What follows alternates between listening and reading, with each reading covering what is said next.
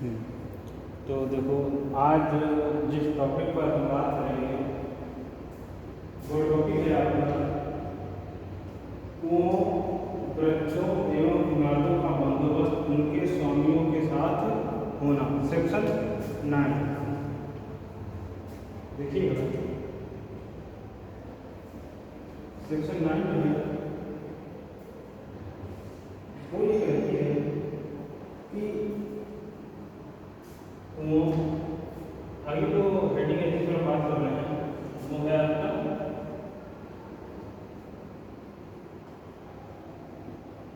कुओं,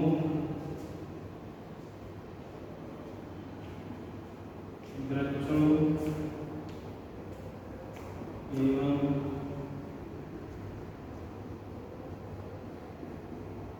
कुओं, वृक्षों एवं इमारतों का बंदोबस्त उनके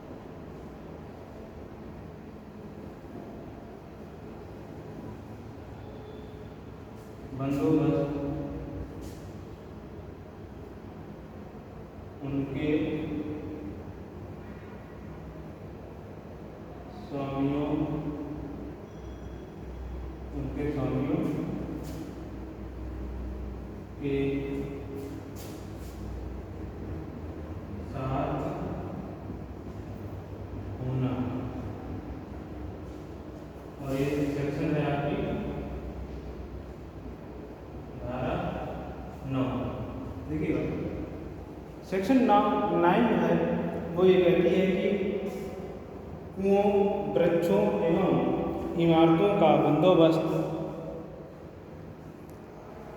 कुओं, वृक्षों एवं इमारतों का बंदोबस्त उनके स्वामियों के साथ होना।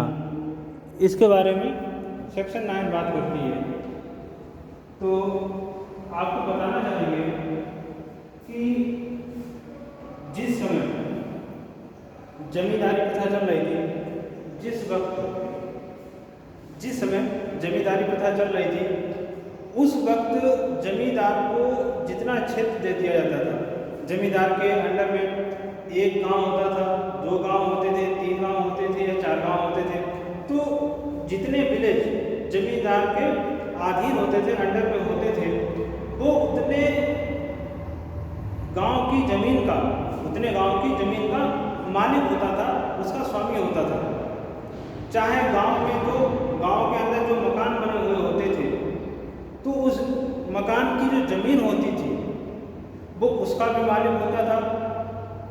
जो रास्ते होते थे गांव में उनका मालिक होता था, जो पेड़ लगे होते थे उनका मालिक होता था, जो तालाब होते थे उनका मालिक होता था, जो हाट बाजार मेले लगने के स्थान होते थे उनका मालिक होता था। यूँ कहें कि गांव के अंदर, किसी गांव के अंदर जितनी भी संपत्ति आती थी, चाहे वो कृषियों की भूमि हो या कृषियों की भूमि ना हो, जिस पर एग्रीकल्चर का कार्य हो रहा हो या एग्रीकल्चर का कार्य ना हो रहा हो, वो रहने की आबादी स्थल ही क्यों ना हो, सभी जमीन का मालिक एक जमींदार होता था। और जो गांव में आबादी रहती थी, उस आबादी को उस गांव के मकान में रहने का अधिकार केवल तब तक होता था जब तक वो कृषि कार्य करते रहते थे। गांव में रहने वाला एक ए नाम का व्यक्ति, जो एक गांव में रहता है, इस गांव में इसका एक मकान है जिसमें ये रहता है, और तो एक को इस गांव के मकान में रहने का अधिकार तब तक है जब तक कि गांव से लगी हुई जो खेतियों की भूमि है, इस पर ये कृषि कार्य करता रहता है। एक गांव से लगी हुई भूमि में जब तक कृषि कार्य करता रहेगा तब तक ये इस गांव के मकान में रह सकता है, रहने का इसको अधिकार होगा, परंतु एक मालिक नहीं है। ये इस गांव के मकान में रह रहा है, परंतु ये इसका मालिक नहीं है। इसको जमींदार ने राइट दिया है कि आप जब तक गांव की खेती पर कृषि कार्य कर रहे हैं, एग्रीकल्चर कार्य कर रहे हैं, आप तब तक इस मकान में रह सकते हैं। और ज्यों ही हमने आपको कृषि कार्य से हटा दिया या तुमने कृषि कार्य करना बंद कर दिया है, उसी समय आपको ये मकान भी खाली करके जाना होगा। मकान में जो चीज़ें लगी होंगी, मकान में जो चीज़ें लगी होंगी जैसे ईंट हो गया, पत्थर हो गया, या उसमें जो कुछ भी अलमारी हो गई, विंडो हो गए, तो वो सब ये निकाल कर ले जा सकता। मगर इस मकान के नीचे की जो भूमि होगी, मकान के नीचे की जो भूमि होगी वो किसकी है? जमींदार की है। भाई भूमि के ऊपर एक मकान खड़ा है ये, तो मकान से ईंटें वगैरह, पत्थर वगैरह ये निकाल के ले जा सकता है, विंडो वगैरह निकाल के ले जा सकता है, परंतु ये जो भूमि है उसका मालिक कौन है? जमींदार है। तो जमींदार कहता है कि जब तक तुम कृषि कार्य कर रहे हो तब तक ही तुम्हें इस जमीन पर मकान बनाकर रहने का हक है, और जैसे ही तुम कृषि कार्य करना बंद कर दोगे तुम अपना मकान से ईंटें, विंडो वगैरह सब ले जा सकते हो, तुम्हें वो जगह खाली करनी होगी। तो ये व्यवस्था जो थी उसमें चली आ रही थी जब तक कि जमींदारी प्रथा चल रही थी। तो जमींदारी प्रथा कब समाप्त की गई? 1 जुलाई 1952 को खत्म की जाती है। तो जब 1 जुलाई 1952 को खत्म की जाती है तब जमींदारी उन्मूलन अधिनियम और भूमि व्यवस्था भूमि सुधार अधिनियम की धारा 9 जो है वो ऐसा कहती है, कि गांव में जो कुएं होंगे, वृक्ष होंगे, आबादी के स्थल हैं या तालाब हैं, इन सब पर जो काबिज है, जिनका पोजेशन है, वो क्या हो जाएगा?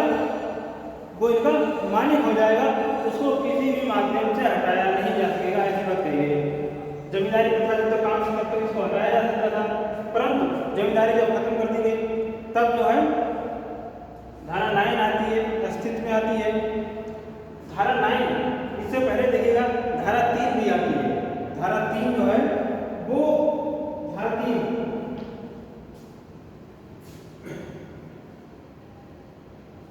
देखिए, धारा 3 सेक्शन 3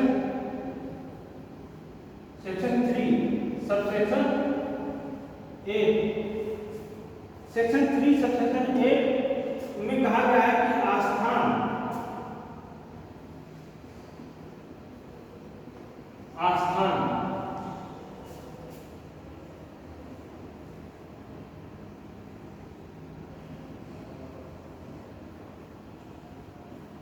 आस्थान के अंतर्गत, आस्थान क्या होती थी?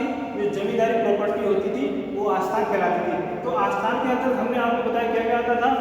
आस्थान के अंतर्गत रहने जो आबादी स्थल थे वो आते थे, कृषि भूमि होती थी वो आती थी, जो तालाब थे वो आते थे, वृक्ष थे वो आते थे, जो चारा का भूमि होती थी वो आती थी। मतलब गांव के लगे हुए जितनी भी भूमि होती थी, चाहे उस पर कृषि कार्य हो रहा हो, चाहे कोई अन्य कार्य हो रहा हो, सब किसमें आती थी?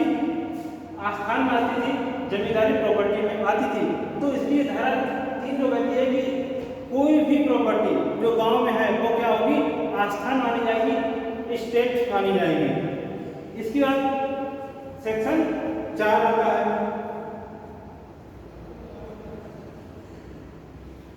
फिर आता है सेक्शन 4।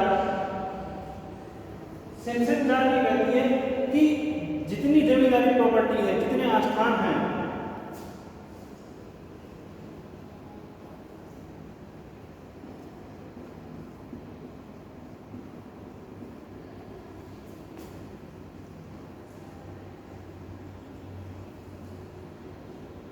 सभी जमींदारी संपत्ति राज्य में नहीं होगी। राज्य में निहित होगी।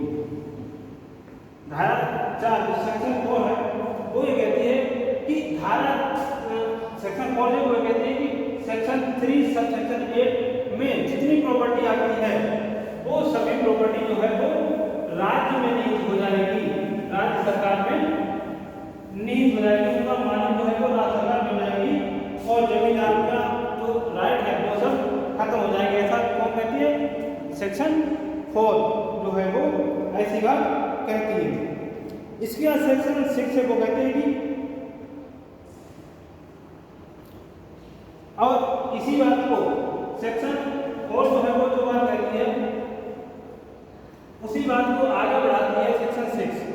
सेक्शन 4 जो बात कहती है उसी बात को सेक्शन 6 जो है वो और आगे बढ़ा देती है। वो कहती है कि आबादी स्थल हो,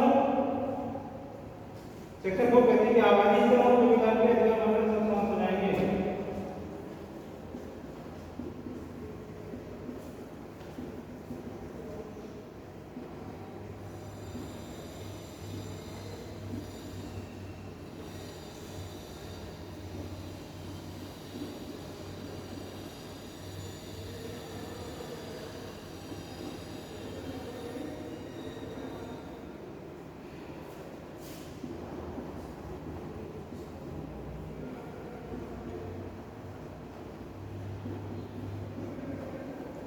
सेक्शन 6 में कहती है कि आबादी स्थल या अन्य जितनी भी प्रॉपर्टी होगी उसे जमींदार के जितने भी अधिकार होंगे वो सब समाप्त हो जाएंगे।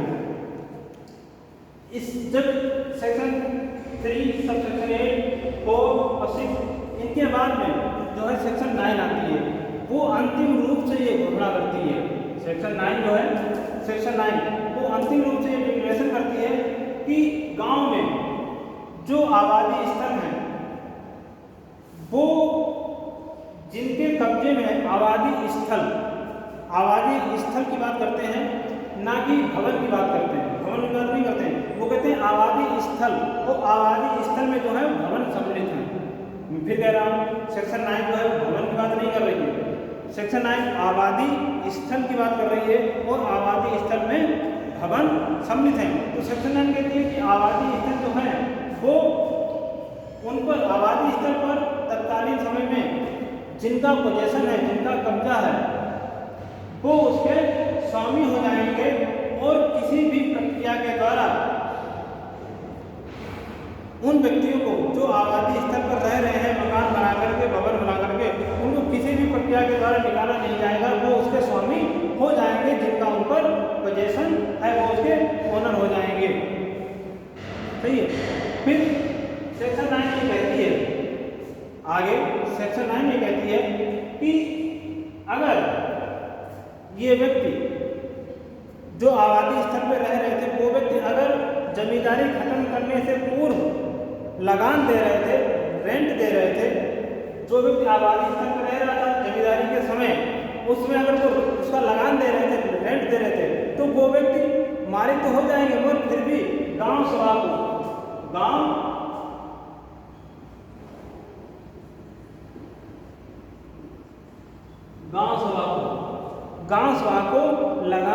देते रहेंगे। और अगर जमींदारी के समय वो लगान नहीं दे रहे थे तो फिर उनका कोई दायित्व नहीं होगा गांव सभा को लगान देने का। ये बात सेक्शन 9 में कही गई।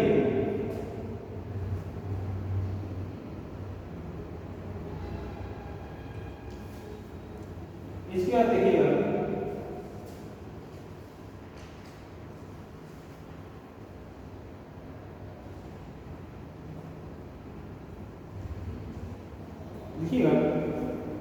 इसके बाद सेक्शन 9 जो है वो आगे ये कहती है, सेक्शन 9 आगे ये कहती है कि राज्य सरकार ने ये जो कहा है कि जो व्यक्ति गांव में जिस स्थल पर निवास कर रहा है अपना मकान बना करके, गांव में जो व्यक्ति जिस स्थल पर अपना आवास बनाकर रह रहा है उस आवास से लगा हुआ, उस मकान से, उस घर से लगा हुआ कोई पेड़ है, कोई तालाब है, कोई कुआं है, कोई वृक्ष है, तो इनका भी वो मालिक बना दिया गया है।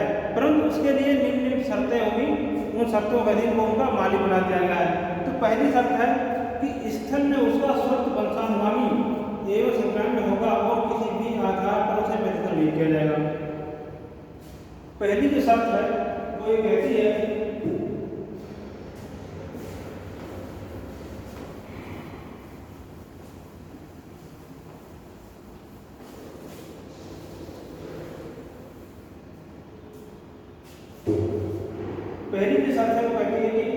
स्थल में उसका स्वत्व मतलब टाइटल पहली शर्त है वो कहती है कि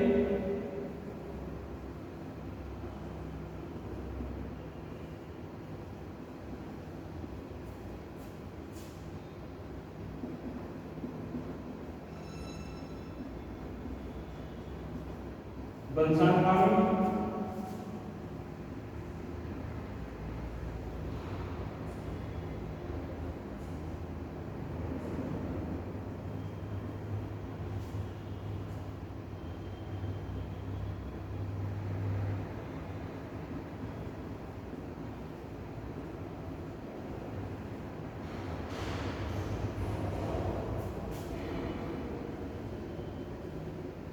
पहली जो शर्त है वो कहती है कि स्थल में जो व्यक्ति जिस स्थल पर अपना मकान बनाकर गांव में रह रहा है वहां पर उसका टाइटल जो होगा वो बंधन हो जाएगा, ट्रांसफरेबल हो जाएगा, मतलब उसका अंतरण कर सकता है और किसी भी माध्यम से सरकार के द्वारा या गांव समाज के द्वारा उसको बेदखल नहीं किया जाएगा, उसको उस जमीन से हटाया नहीं जाएगा। दूसरी शर्त कहती है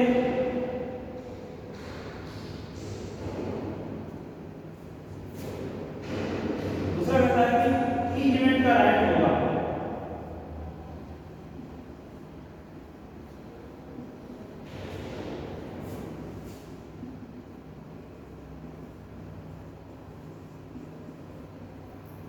दूसरी शर्त है वही कहती है कि आबादी स्तर पर जो व्यक्ति रह रहा है उसको ईजमेंट का राइट होगा। इसका मतलब ये हुआ है कि जो व्यक्ति जिस स्थान पर रह रहा है अपना मकान बना करके उस मकान के फायदाप्रद उपभोग के लिए, उस मकान के फायदे के लिए वो उस मकान से लगी हुई पड़ोस में जो भी संपत्ति होगी उस पर से उसे पानी लेने का, फूल लेने का, सब्जी लेने का या रास्ता बनाने का भी अधिकार होगा, जिसको ईजमेंट का राइट कहते हैं। तीसरा है उत्तराधिकार।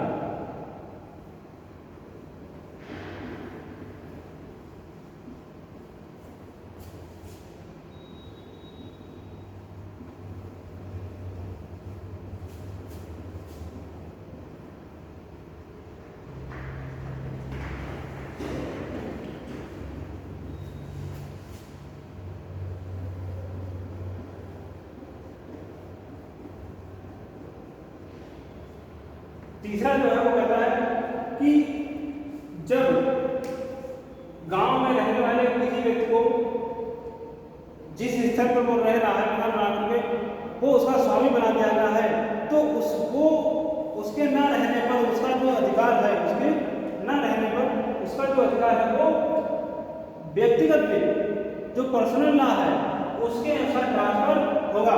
उसका उत्तराधिकार जो होगा वो व्यक्तिगत बिल द्वारा शासित होगा।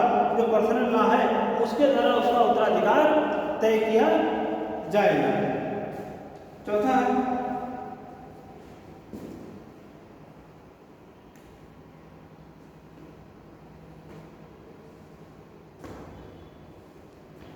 है कि यदि इमारत छोड़ दी जाए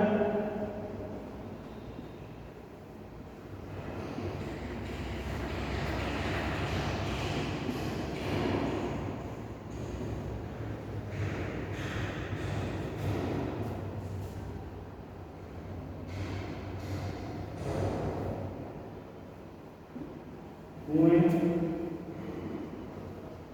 काम में लाए जाने योग्य न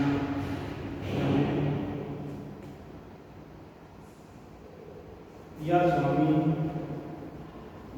स्वामी लावारिस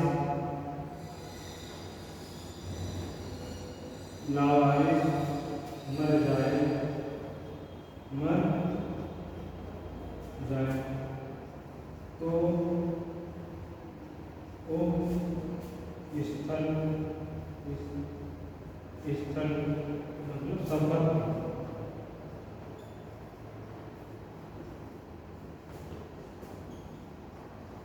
राज्य की होगी। चौथा जो कहती है कि यदि इमारत को छोड़ कभी लावारिस पड़ जाए तो वो संपत्ति जो होगी वो राज्य में नहीं चली जाएगी। इसका मतलब ये हुआ है कि जो व्यक्ति गांव में किसी भवन में रह रहा था, किसी स्तर पर भवन बनाकर रह रहा था, उसने वो भवन किसी को नहीं दिया, अपने ना तो अपने वारिसों को दिया, अपने वंशजों को दिया और ना ही किसी अन्य व्यक्ति को दिया, ऐसे छोड़ के चला गया है, तो वो भवन कहाँ चला जाएगा? वो राज्य सरकार में चला जाएगा। कुआं जो काम में लाने योग्य नहीं रह गया है वो कहाँ चला जाएगा? राज्य सरकार में चला जाएगा। या स्वामी जो है भवन का स्वामी, कुएं का स्वामी या वृक्षों का स्वामी जो है, तालाब का स्वामी, वो लावारिस बन जाता है, अपने पीछे किसी को नहीं छोड़ता है, उसका वो बेटा पुत्र पुत्री नहीं है, तो लावारिस बन जाता है। तो ऐसे स्थिति में उसकी जितनी प्रॉपर्टी है वो कहाँ चली जाएगी? सरकार को चली जाएगी। और पांचवा कहता है, पांचवा जो है वो ये कहता है कि जिस समय जमींदारी प्रथा कायम थी, जिस समय जमींदारी प्रथा कायम थी, जमींदारी प्रथा चल रही थी, उस समय गांव में मकान बना करके जो व्यक्ति रह रहा था वो जिसको लगान देता था, जमींदारी खत्म होने के बाद वो गांव सभा को लगान देगा, और अगर वो लगान नहीं देता था तो फिर उसे लगान नहीं दिया जाएगा। मैंने अभी कहा जमींदारी जिस समय चालू थी उस समय अगर वो गांव में रहने का लगान देता था तो फिर वो गांव सभा को क्या करेगा? लगान देगा, और अगर लगान नहीं देता था तो फिर लगान देने का उसको कोई लायबिलिटी नहीं होगी। तो आज यहीं तक बात रखते हैं।